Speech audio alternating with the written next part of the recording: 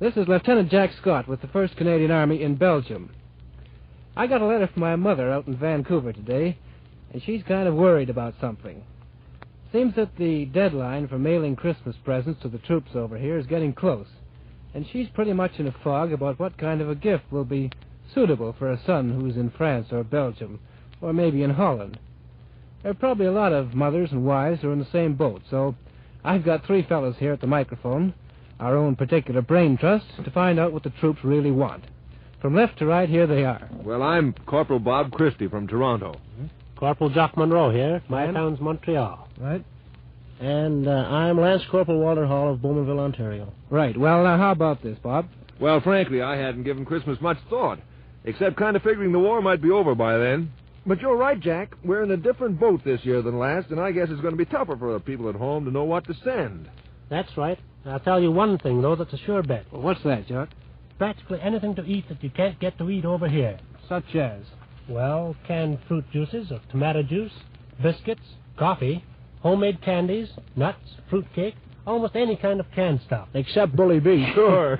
Things like canned shrimps and lobster, even canned soup now that the weather's turning cold. I think the thing to say is to send the guy the particular food he used to go for when he was home. It's going to be kind of hard to send over strawberry shortcake. Walter, what suggestions have you got on this? Well, there are certainly a lot of things we don't want. We don't want anything we have to pack. And most clothing is pretty well excess baggage. Except socks. You can always use socks. And most of the guys would go for a sweater. One of those turtleneck kind, khaki color. Well, how about books? How about that, Bob? Well, yes, books would certainly be okay to get. I'd say especially the digests that have a variety of reading. Well, what about serious books? Well, that depends on the guy, of course. Personally, I find a lot of our fellows do read the serious stuff. Yeah, so long as they don't send Dr. Eliot's 5-foot shelf. You know, a kit bag only measured about 2'6". Here's a point. Most of us get a regular supply of certain articles from the mobile canteens. Mm-hmm. And we're usually stocked up with razor blades, tooth powder, shaving cream and that sort of thing. Mm-hmm. Well, how about pin-up gals? I'm getting mighty tired looking at the side of that tent. You're right there, Jock. Of course, the pin-up gals we want most are the ones we're married to. Why don't all our mothers, wives, and sweethearts go and get a darn good picture? That's sure to score. That's a great idea, Bob. There are a lot of little things that most of us haven't got, you know. Like, well, a pocket-sized pair of scissors is a mighty handy. Most guys haven't got a can opener, neither. Yeah, not one of those with a crank. Don't forget that collapsible slip trench, Jock. We could all use that. With a zipper attachment, eh? Well, I think that ought to give them a fair idea.